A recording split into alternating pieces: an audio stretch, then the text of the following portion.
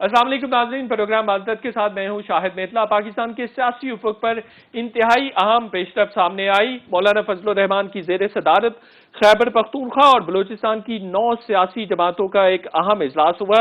इस कसीरुल जमाती कॉन्फ्रेंस में 2-3 बातें बड़ी अहम डिस्कस की गई हैं। एक तो हुकूमत मुखालिफ तहरीक चलाने पर बातचीत की गई है, दूसरा पीपल्स पार्टी और मुस्लिम लीग नून जो अपोजिशन की 2 बड़ी सियासी जमातें हैं उनके सियासी किरदार पर भी बातचीत की गई है। मिसाके जमहूरियत को नई शक्ल देने पर भी बात की गई है और इसका इतलाक तमाम सियासी जमातों पर होगा, इस पर भी बात की गई है। और ये भी फैसला किया गया है और इत्तेफाक राय किया गया है कि मुहर्रम अल हराम के फौरन बाद रहबर कमेटी का इजलास बुलाया जाएगा जिसमें एपीसी के एजेंडे पर बातचीत की जाएगी। इन तमाम इश्यूज पर बात करते हैं कि क्या मुस्तकबिल करीब में हम ऐसा देख रहे हैं कि पीपल्स पार्टी और मुस्लिम लीग नून अगर इन छोटी जमातों का साथ नहीं देते हैं तो ये छोटी जमातें अज खुद हुकूमत मुखालिफ तहरीक चलाएं। इसी सिलसिले में कौमी वतन पार्टी के सरबराह आफ्ताब अहमद शेरपाव साहब हमारे साथ मौजूद है। आफ्ताब शेरपाव साहब, बिलाशुबा ये एक अहम पेशरफ्त है। आप अब क्या सोच रहे हैं कि पीपल्स पार्टी और नून लीग के बगैर आप हुकूमत मुखालिफ तहरीक चलाने जा रहे हैं? शायद साहब ये अहम पेशरफ्त है ज़रूर, लेकिन हमारी सबकी ये राय है कि हम नून लीग और पीपल्स पार्टी दोनों को साथ लेकर चलेंगे। उनके बगैर तो 2 बड़ी पार्टियां हैं मुल्क की, कोई तसव्वुर भी नहीं कर सकता है कि कोई तहरीक चले। और इस मीटिंग में भी यही फैसला हुआ कि हमारे कोई इख्तिलाफात नहीं हैं, इस पे सब एग्रीड हैं बशमूल पीपल पार्टी और नून के कि एपीसी होना चाहिए। इस पे भी सब वो हैं कि रहबर कमेटी की मीटिंग होनी चाहिए, उसमें एजेंडा होगा और उसके बाद एपीसी इंशाअल्लाह ताला उसके बाद ये मुहर्रम के बाद पहले रहबर कमेटी की मीटिंग हुई, उसके बाद एपीसी होगी और उसमें दोनों ये जमातें जो हैं वो मौजूद होंगी इंशाअल्लाह। तो आप ये बताइए कि पीपल्स पार्टी और मुस्लिम लीग के हवाले से छोटी जमातों के तहफ़्फ़ुज़ात मौजूद हैं, किस किस्म के वो तहफ़्फ़ुज़ात हैं? चूंकि ये मुसलसल कहा जाता रहा है कि मौलाना फजल रहमान और बाकी दिगर जमातें भी पाकिस्तान पीपल्स पार्टी और मुस्लिम लीग नून के साथ नाराज हैं। थोड़े बहुत जो इख्तिलाफात आए थे वो असेंबली में ये फेटफ के कानून के बारे में, क्योंकि इनको जेयूआई के जो मेंबर्स थे उनको एतमाद में नहीं लिया गया था, ये कुछ थोड़े बहुत उनके वो थे। वो उस दिन जब शहबाज साहब उनके पास गए तो वो बहुत हद तक वो रास्ता हमवार हो गया। और इसी तरीके से बिलावल साहब ने भी मौलाना साहब को कहा है कि हम एपीसी के लिए तैयार हैं। तो ऐसे वो इख्तिलाफात थे और जो थोड़े बहुत रह गए तो वो एपीसी में ही बैठ के आपस में ही गिले शिकवे जरूर हो सकते हैं, लेकिन जो मेन हमारा वो है मकासद है कि हम हुकूमत के खिलाफ एक वो यूनाइटेड अपोजिशन पेश करना, वो इंशाअल्लाह ताला वो मकसद जो है वो हल होगा। आप कह रहे हैं कि थोड़े से इख्तलाफात हैं जो एपीसी के हवाले से रहबर कमेटी मुनक्कद की जाएगी उसमें दूर कर लिए जाएंगे, वो इख्तलाफात क्या हैं? मैंने जैसे बताया ना शायद साहब, ये जो फैटफ पे इनको एतमाद में नहीं लिया गया और वो पार्लियामेंट्री उसके अंदर असेंबली के अंदर इख्तलाफात थे, थोड़े बहुत गिले शिकवे थे जिसपे जेयूआई के मेंबरान ने भी इज़हार किया था और मौलाना अताउर रहमान ने भी सेनेट में भी उस पर तकरीर की थी, फिर मौलाना ने भी उस पर बात की थी। तो वो हम समझते हैं कि इस एपीसी में सब जब जमातें जब बैठेंगे तो जो भी बात होगी वो सामने आ जाएगी। और मैं नहीं समझता हूँ, क्योंकि बुनियादी मकसद ये है कि एक मिनिमम प्रोग्राम के साथ आगे हम चल सकें, और वो मिनिमम प्रोग्राम जिसमें कानून की बालादस्ती, आईन की बिल्कुल सही है, सुप्रीमेसी। और अब ये जो छोटी जमातों का 9 रुकनी इत्तेहाद था, इन्होंने उस इजलास में फैसला किया होगा कि हमें एपीसी किस महीने में करनी चाहिए, तो क्या सोच रहे हैं, कब एपीसी आप मुनक्कद कर रहे हैं? ये मुहर्रम 10वीं मुहर्रम के बाद फौरी तौर पर रहबर कमेटी की मीटिंग होगी और उसमें एजेंडा तैयार किया जाएगा। वो 4-6 दिन में अगर ये हो जाए तो उसके बाद तारीख मुकर्रर की जाएगी सबके उसके साथ मशवरे के साथ APC के लिए। आफ्ताब साहब, अगर मुस्लिम लीग नून आपका साथ नहीं देती या peoples party for that matter आपका साथ नहीं देती तो ऐसी पॉसिबिलिटी है कि ये 9-10 जमातें अलग से तहरीक शुरू कर दें हुकूमत के खिलाफ? मुझे यकीन है कि ऐसे कोई सूरत हाल पेश नहीं आएगी, क्योंकि उन दोनों जमातों ने इस पे एग्री किया है कि हम APC में आएंगे और साथ ही चलेंगे। नहीं, फॉर एग्जाम्पल अगर ऐसा पॉसिबल नहीं हो सकता, जैसे मौलाना फजलुर रहमान बहुत दफा कह चुके हैं, आपकी भी पेशावर में काफी दफा मुलाकातें हुई, सितंबर से मौलाना फजलुर रहमान तो जलसे जुलूस भी शुरू करने जा रहे हैं, तो अगर ये जमातें आपके साथ आकर नहीं बैठती, APC पर मुत्तफिक नहीं होती, हुकूमत मुखालिफ तहरीक चलाने पर मुत्तफिक नहीं होती, तो फिर आपका लाहे अमल क्या होगा? ये तो जैसे मैंने कहा चलो एक मकरूजा समझ लेते हैं। जी जी जी, तो उस लिहाज से भी मेरा ख्याल है कि इन दो जमातों के बगैर हुकूमत के खिलाफ एक तहरीक चलाना वो इतना आसान नहीं होगा, और उसके लिए हम समझते हैं कि इन दो जमातों को हर सूरत में राजी करने की जरूरत है।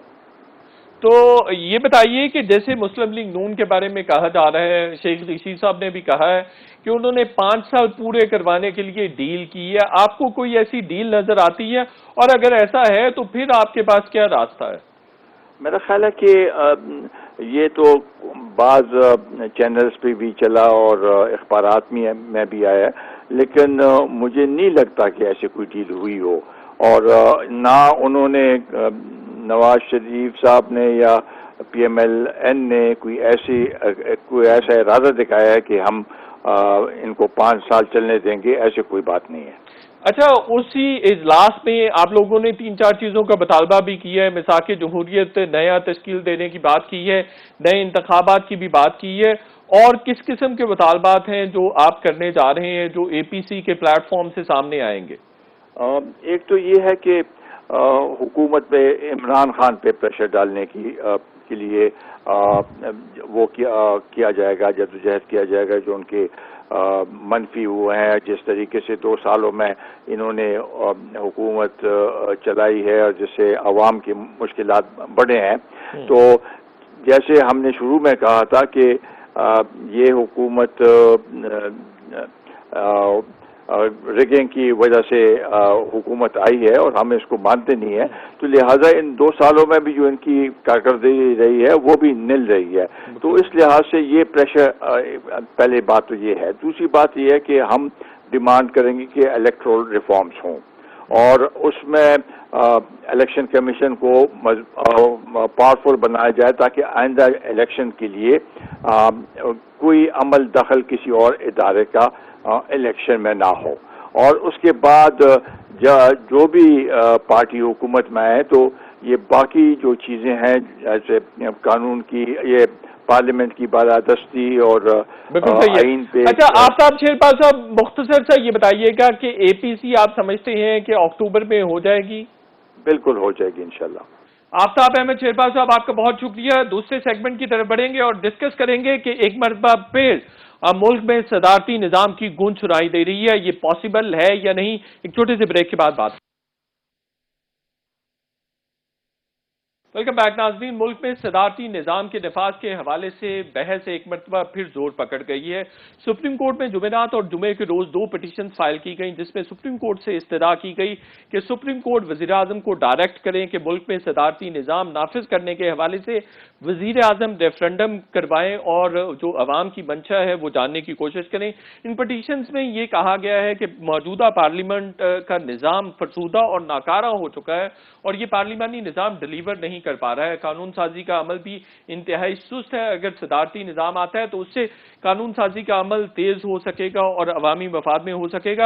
बहुत सारी कानून साजी इसलिए असम्बलीज में नहीं हो पाती है कि जो अराकीन है उनकी अदम दिलचस्पी होती है, उनकी अदम शिरकत होती है, जिसकी वजह से वसाइल का ज़या हो रहा है।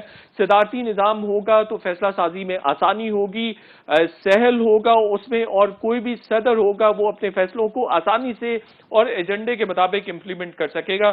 اور بھی ریزنز دی گئی ہیں کہ سیاسی جو جماعتیں ہیں، نمائندگان ہیں، وہ اپنے مفادات کے بارے میں زیادہ کانشیس نظر آتے ہیں، عوامی مفادات کے حوالے سے اتنے سینسیٹیو نہیں ہیں. اس کے علاوہ یہ بھی کہا گیا ہے کہ تمام مسائل کا حل صدارتی نظام میں ہے اور موجودہ پارلیمانی نظام کسی بھی طرح سے عوام کو ڈیلیور نہیں کر رہا ہے. ان تمام وجوہات پر سیر حاصل ہم گفتگو اس سیگمنٹ میں کریں گے. 18ویں ترمیم 2010 میں جب لائی گئی تو اس کے بعد تمام صوبوں کو جو پاورز تھیں وہ دے دی گئی اور یہ امید کی جا رہی تھی کہ اب گورننس کے مسائل اور جو طرز حکمرانی ہے اس میں بہتری آ سکے گی اور عوام کو ڈیلیور کیا جا سکے گا، عوامی مفاد میں چیزیں ہو سکیں گی. جو ہیلتھ کا سسٹم ہے، ٹرانسپورٹیشن ہے، نکاسی آب کا سسٹم ہے، یا جو دیگر مسائل ہیں وہ عوام کے حل ہو سکیں گے. لیکن ایسا کم ہی دیکھنے میں آیا.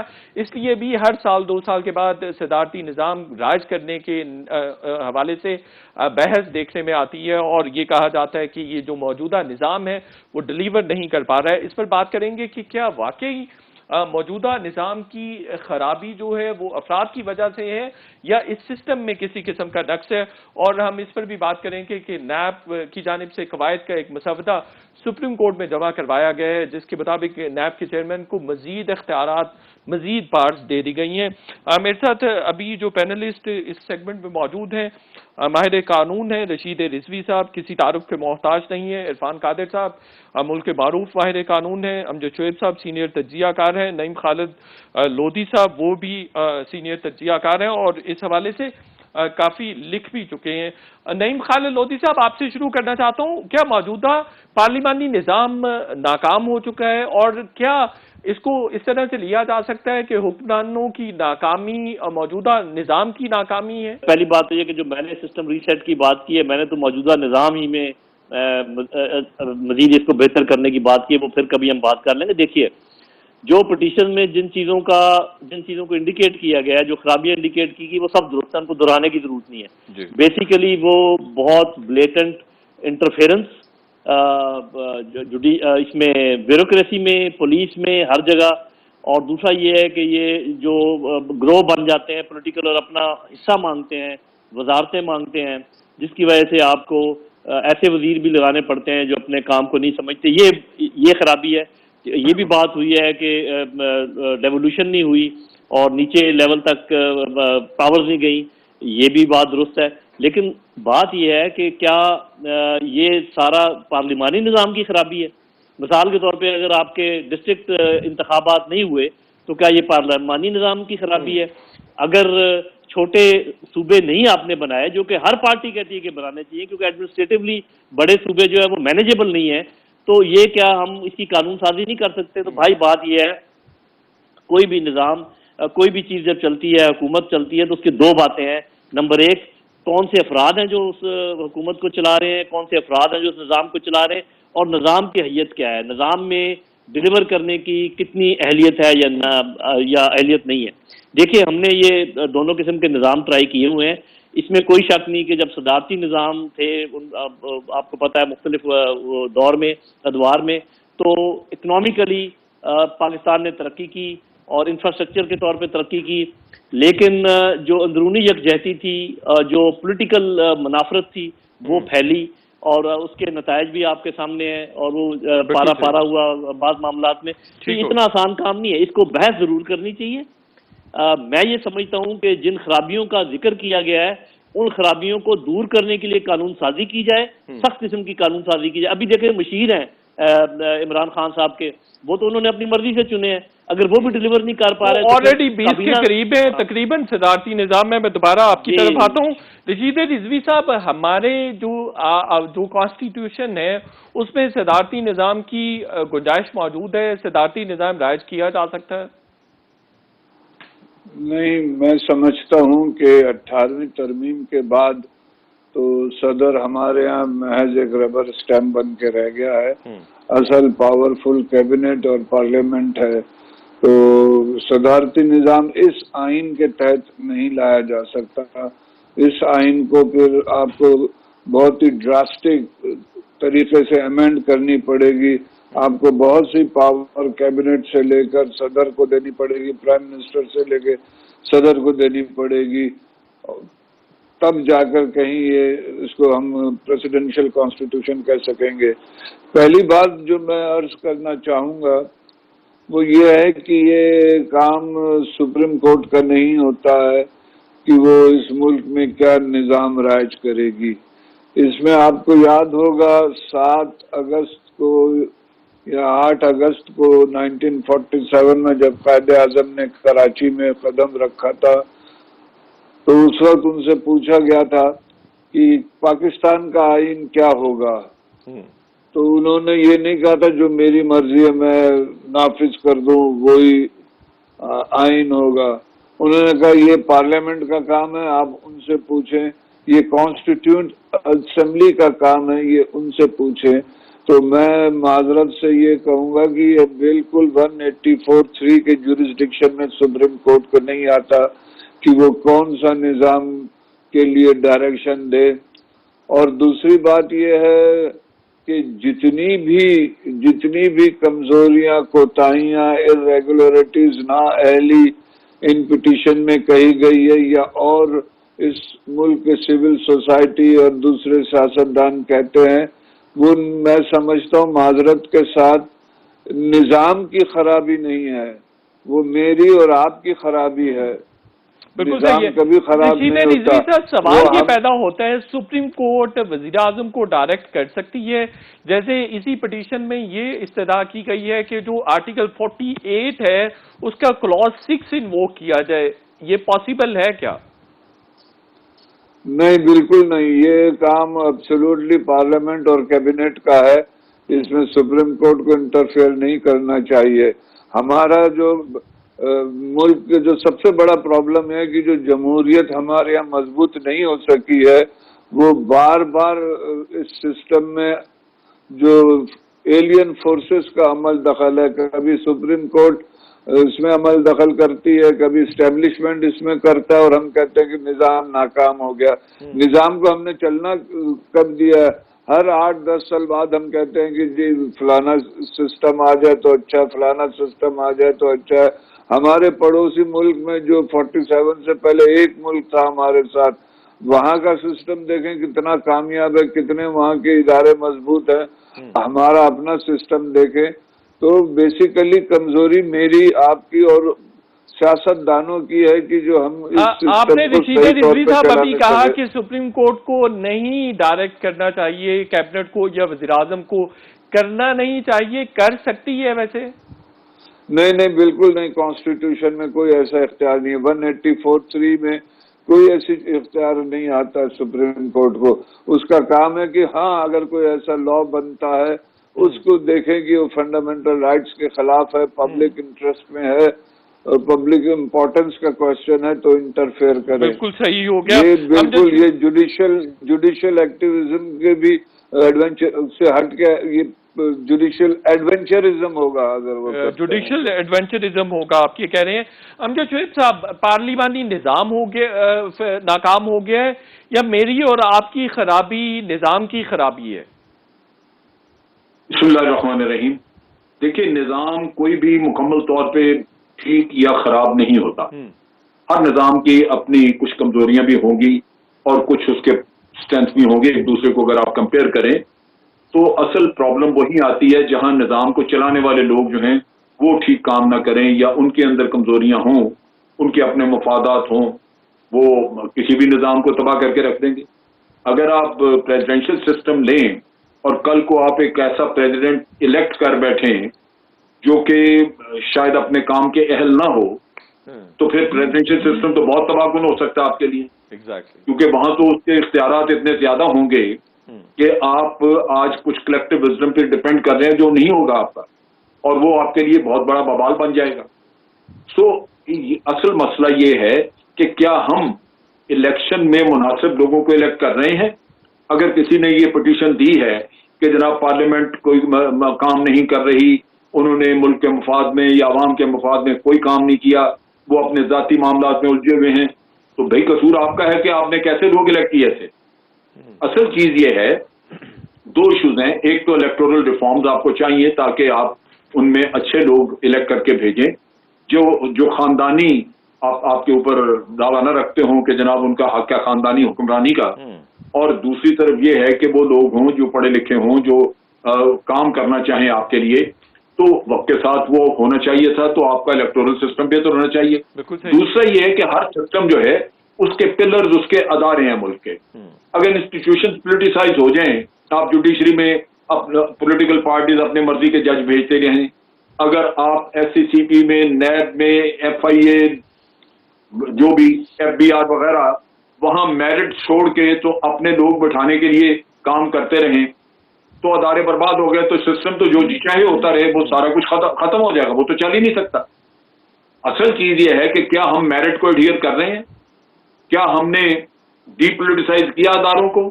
ہم نے کوشش کی کہ پولیس وغیرہ کو ریفارم کیا جائے تاکہ وہ ان کے لیے کام نہ کرے، پولیٹیشنز کے لیے کام نہ کرے، یا کسی اور بااثر آدمی کے لیے کام نہ کرے.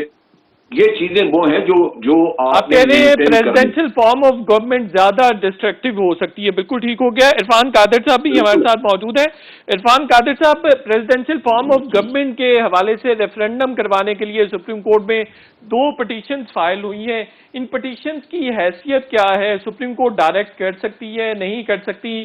اور کیا 184/3 کے تحت سپریم کورٹ کے پاس یہ اختیار ہے کہ ان پٹیشنز کو انٹرٹین کرے؟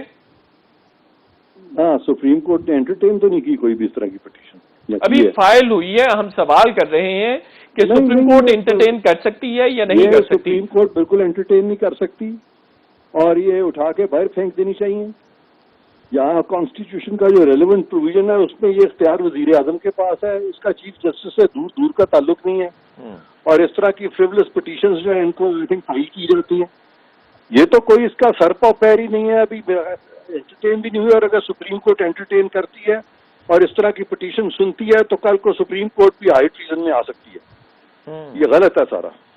یہ آپ بہت بڑی بات کر رہے ہیں. ہائی ٹریزن بڑی بات نہیں میں کہہ رہا، آپ دیکھ لیں، یعنی کانسٹیٹیوشن کو سبورٹ کرنے کے مترادف ہوگا یہ سارا کچھ. تو اس میں بڑی بات کی تو کلیئر آپ کانسٹیٹیوشن پڑھ لیں. سپریم کورٹ کا کوئی لکھا ہوا کہ سپریم کورٹ ریفرینڈم کرائے گی کہیں؟ لیکن وہ وزیر اعظم کو ڈائریکٹ بھی نہیں کر سکتی. بالکل نہیں کر سکتی، سوال ہی نہیں پیدا ہوتا. وزیر اعظم تو جواب دہ ہی نہیں ہے اپنے فنکشنز میں. وہ تو آرٹیکل 248 آپ پڑھ لیں، وہ تو لکھا ہے prime minister is not answerable in matters in the exercise of his functions to any court in Pakistan. It includes the Supreme Court also. اس میں کیا کنفیوژن ہے؟ میں تو حیران ہو رہا ہوں کہ یہ پٹیشنز فائل ہوئی ہیں اور اس پہ بحث بھی شروع ہوگی. ابھی تو انٹرٹین بھی نہیں ہوگی. اگر انٹرٹین ہوں گی تو supreme court will be embarrassed.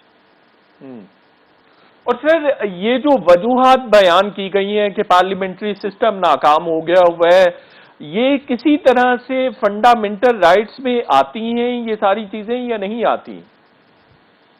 دیکھیں، سب سے پہلی بات تو یہ ہے کہ آیا سسٹم کون سا ناکام ہوا ہے؟ پاکستان میں تو ہر سسٹم ناکام ہوا ہے.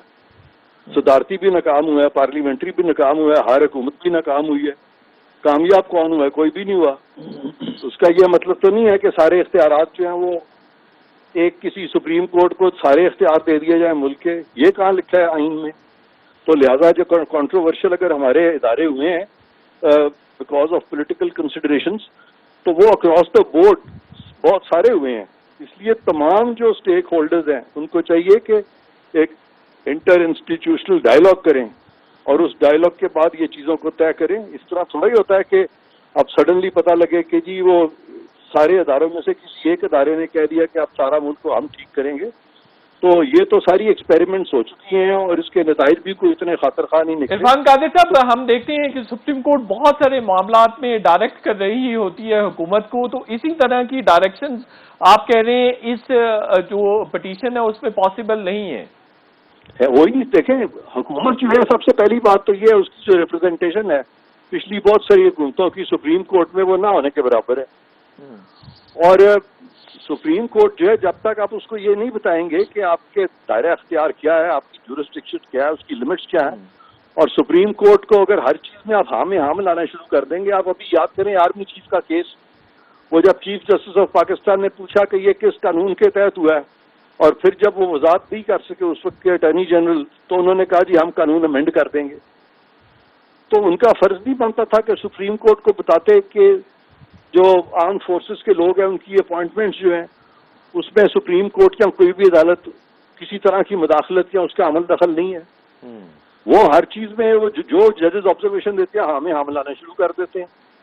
تو یہ تو بڑے سیزنڈ اور سینئر لوگوں کو آپ کو یہاں پہ ان پوزیشنز پہ جب تک آپ نہیں لگائیں گے تو یہ جو بہت سارے جو ہمارے جوڈیشری میں بھی لوگ ہیں وہ بھی ابھی ان کو بھی وہ ایکسپیرینس نہیں ہے, ان کو جب پراپر اسسٹنس ہی نہیں ملے گا تو یہ تو ایوری تھنگ ول گو ٹاپسی ٹرپی. بالکل صحیح ہے, بہت شکریہ. اس پر مزید بھی آگے بھی بات کرتے ہیں, ایک چھوٹا سا بریک لینا ہے اور بریک کے بعد اس پر بھی ڈسکشن کا سلسلہ آگے بڑھائیں گے اور نیب قواعد کے حوالے سے بھی بات کریں گے. ایک چھوٹا سا بریک لیتے ہیں. ویلکم بیک ناظرین. نعیم خالد صاحب, یہ فرمائیے گا کہ ابھی بھی نان الیکٹڈ لوگ ہیں وزیراعظم کی کیبنٹ میں 20 کے قریب, اسی طرح سے ایوب خان صاحب کا ادھر بھی صدارتی نظام کے طور پر لیا جا سکتا ہے, ضیاء الحق صاحب کا بھی, اور پھر مشرف صاحب کی بھی جو فارم آف گورنمنٹ ہے اس کو پریزیڈنشل کہا جا سکتا ہے. وہاں پر کوئی ڈیلیوری نظر آتی تھی؟ دیکھیں یہ بات یہ ہے کہ اگر یہ کہا جائے کہ تمام سسٹم ناکام ہو گئے تو یہ بھی غلط ہے, کیونکہ کہیں پر ڈیلیوری ہوئی ہے کہیں پر نہیں. فار ایگزامپل پریزیڈنشل سسٹم میں اکنامک کے میدان میں ڈیلیوری سب سے بہتر ہوئی ہے, اس میں کوئی شک و شبہ کی گنجائش نہیں, آپ کمپیئر کر کے دیکھ لیں. لیکن پالیٹکس کے میدان میں سب سے زیادہ خفگی اور سب سے زیادہ پرابلم پیدا ہوئے ہیں, یہاں تک کہ ہم 2 لخت بھی ہو گئے. تو یہ تو اس میں تو, اور دوسری بات یہ کہ جیسے بھی عرفان قادر صاحب کہہ رہے ہیں, رضوی صاحب کہہ رہے ہیں, جن صاحب کہہ رہے ہیں کہ ایک چیز جو ممکن ہی نہیں ہے اس کے اوپر بحث کیا کرنی. البتہ عرفان قادر صاحب کی ایک بات کی میں بہت تائید کرتا ہوں, اور یہی میں بھی بڑے عرصے سے کوشش کر رہا ہوں, آپ نے اس کا ذکر بھی کیا ہے, نیشنل ڈائیلاگ. میں یہ سمجھتا ہوں کہ نیشنل سیکورٹی کمیٹی میں تمام سٹیک ہولڈر بیٹھیں, جس میں جوڈیشری بھی ہو, اور میں تو میڈیا کو بھی سمجھتا ہوں کہ وہاں پر ہو, اور آپ کو ریپس جو ہے نا آپ لے کر آئے, آپ بیوروکریسی پولیس کے بھی بیٹھیں اور کیا کام کریں. نمبر 1, اسٹیبلشمنٹ یہ تاثر دور کرے کہ وہ لوگ انٹرفیئر کرتے ہیں پولیٹیکل معاملات میں. یہ بہت بڑی بات ہے جو میں کہہ رہا ہوں. اور دوسری بات یہ ہے کہ جتنے جو انسٹیٹیوشن ہیں جن کا ڈیفنس سے تعلق ہے وہ اپنے آپ کو امپروو کریں, اپنے آپ کو ریفارم کریں, اور جو ماڈرن وارفیئر ہے اس کے مطابق اپنے آپ کو تیار کریں. نمبر 2, جوڈیشری یہ جو لیٹرل انٹریز کی بھرمار ہے اور نیچے سے جو ججز ہیں کیڈر والے ان کو موقع ہی نہیں ملتا ہے, اس کا جو پراپر تناسب ہے وہ کریں, اور ٹیپر ڈاؤن کر کے باقاعدہ اچھا کاڈر جوڈیشری کا اوپر تک آئے, اور جوڈیشری ہائر جوڈیشری انشور کرے کہ لوور جوڈیشری جو ہے وہ صحیح فیصلے کرے اور لوگوں کو انصاف پہنچائے. ابھی تک نہیں ہوا ہے. پولیٹیکل پارٹیز جو خاندان ان کے سر پہ سوار ہو گئے ہیں اور چمڑ گئے ہیں پاکستان کو اور اترنے کا نام نہیں لیتے, ان سے کسی طریقے سے چھٹکارا حاصل کریں, اپنے پارٹیز کے اندر جمہوریت لے کر آئیں. اور جیسے جنرل صاحب نے کہا کہ جو ایک قوانین ایسے جس سے اہلیت کا تاثر ہونا ضروری. میڈیا جو جس کے دل میں آئے کہہ دے اور جو فیکٹس ہیں ان کو مروڑ دے, اس کی بالکل اجازت نہیں ہونی چاہیے. جب بھی کوئی ایسا کام پکڑا جائے اس کو. اور 2 باتیں اور میں کہتا جاؤں, no interference with bureaucracy and police, اور چھوٹے صوبے بنائے جائیں جہاں پر کہ یہ گورنیبل ہو. یہ سارے کام آپ کر لیں, یہی نظام انشاءاللہ بہترین چلے. بالکل ٹھیک ہو گیا. رشید رضوی صاحب, نیب کی جانب سے قوانین کا مسودہ سپریم کورٹ میں جمع کروایا گیا ہے جس میں نیب کے چیئرمین کو مزید اختیارات دیے گئے ہیں. ہم نے ماضی قریب میں دیکھا ہے کہ نیب کے چیئرمین پر بہت سارے اعتراضات ہوتے رہے ہیں کہ ان کے پاس گرفتاری کا اختیار ہے اور بے پناہ اختیارات ہیں. تو یہ درست ہے کہ انہوں نے پھر ایک اپنے اختیارات پر مبنی مسودہ جمع کروا دیا ہے؟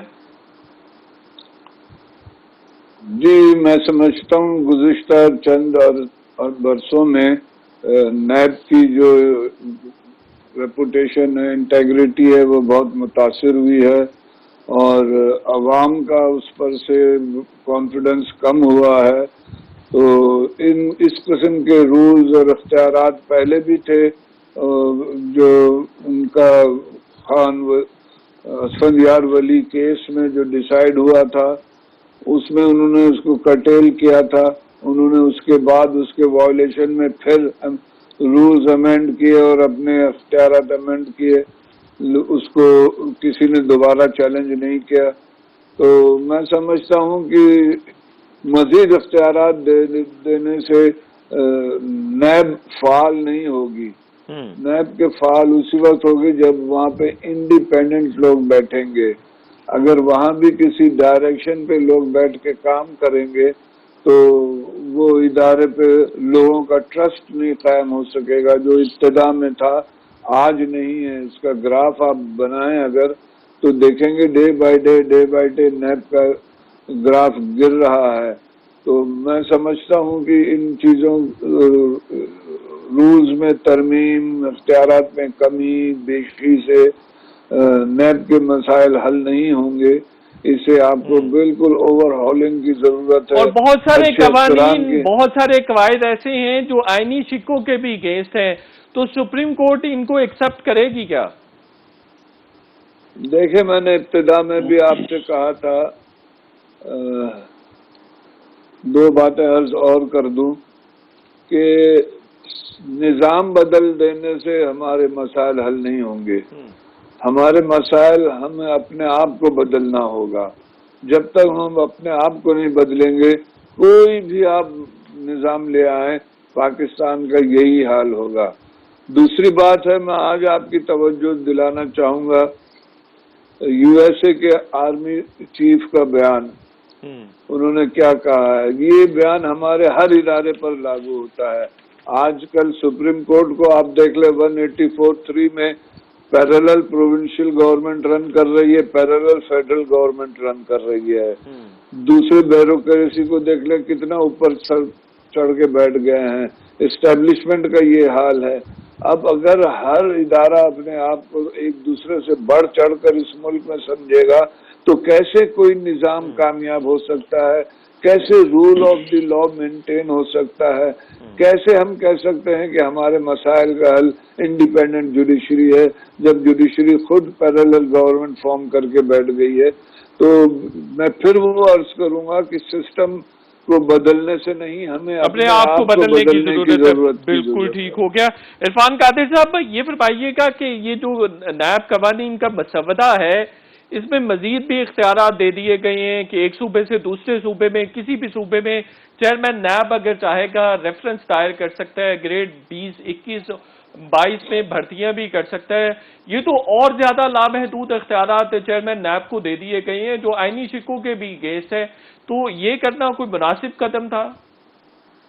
کس نے دیے اختیارات؟ مجھے اس بات کا نہیں پتا. میں حیران ہوں سن کے، کیونکہ چیئرمین نیب جو ہے وہ تو فنکشن کرتے ہیں نیشنل اکاؤنٹیبلٹی آرڈیننس آف 1999 کے تحت. اس کے اندر ایٹ دا موسٹ وہ رولز بنا سکتے ہیں. وہ اس طرح کی چیزیں تو نہیں کر سکتے جو کہ کسی بھی اسٹیچوٹ سے یا آئین سے مقررہ ہو. تو وہ تو ہرگز چیئرمین نیب نہیں کر سکتے. لیکن انہوں نے جو رولز کا مسودہ وہی نیب آرڈیننس 99 اور اس کا سیکشن 34A ہے، اس کے تحت سپریم کورٹ میں رولز جمع کروائے ہیں جو کہ بننے تھے، ڈیو تھے. اس کے تحت انہوں نے سپریم کورٹ میں جو رولز جمع کروائے ہیں اس کے مطابق چیئرمین نیب اس وقت تک اپنے عہدے پر رہ سکتے ہیں جب تک کہ جانشین کا تقرر نہ ہو جائے. اب دو سیاسی جماعتوں کا اگر اتفاق رائے نہیں ہوتا تو وہ چیئرمین نیب رہ سکیں گے. اور اس کے علاوہ بھی اپنے آپ کو کافی زیادہ اختیارات، ایک سے دوسرے صوبے میں ریفرنس دائر کر سکتے ہیں، بھرتیاں بھی کر سکتے ہیں، اور بھی پروموشنز بھی کر سکتے ہیں. کافی سارے مزید بھی اختیارات دیے گئے ہیں. میرا خیال ہے جس شخص نے یہ رولز بنائے ہیں یا جن لوگوں نے رولز بنائے ہیں انہیں پتہ ہی نہیں ہے کہ رولز کی حیثیت کیا ہے. رولز کی سب سے بیسک چیز یہ ہے کہ رولز کنفرم کرتے ہیں اس اسٹیچوٹ کو جس کے تحت رولز بنائے جاتے ہیں. اس اسٹیچوٹ سے تو رولز مقررہ نہیں ہوتے. اور اگر اس طرح کی انہوں نے شکیں ڈالی ہیں جس طرح کا آپ نے ذکر کیا تو وہ تو سپریم کورٹ جو ہے کبھی بھی اس پہ اگری نہیں کرے گی. تو لہٰذا وہ تو کبھی رول بنے گا ہی نہیں. تو ابھی اب کچھ بھی کہنا اس پہ قبل از وقت ہے، بیکاز اگر وہ رول بنیں گے تو وہ اس طرح کی بات اگر ہوگی تو وہ غلط ہوگی. اس رول کی کوئی حیثیت نہیں ہوگی. بالکل ٹھیک ہے. عرفان قادر صاحب بہت شکریہ. رشید رضوی صاحب، امجد شعیب صاحب، نعیم خالد لودھی صاحب، آپ تمام لوگوں کا بہت بہت شکریہ. شو کا وقت ختم ہو گیا. انشاءاللہ کل پھر آپ سے ملاقات ہوگی. کل تک کے لیے اجازت. اللہ حافظ.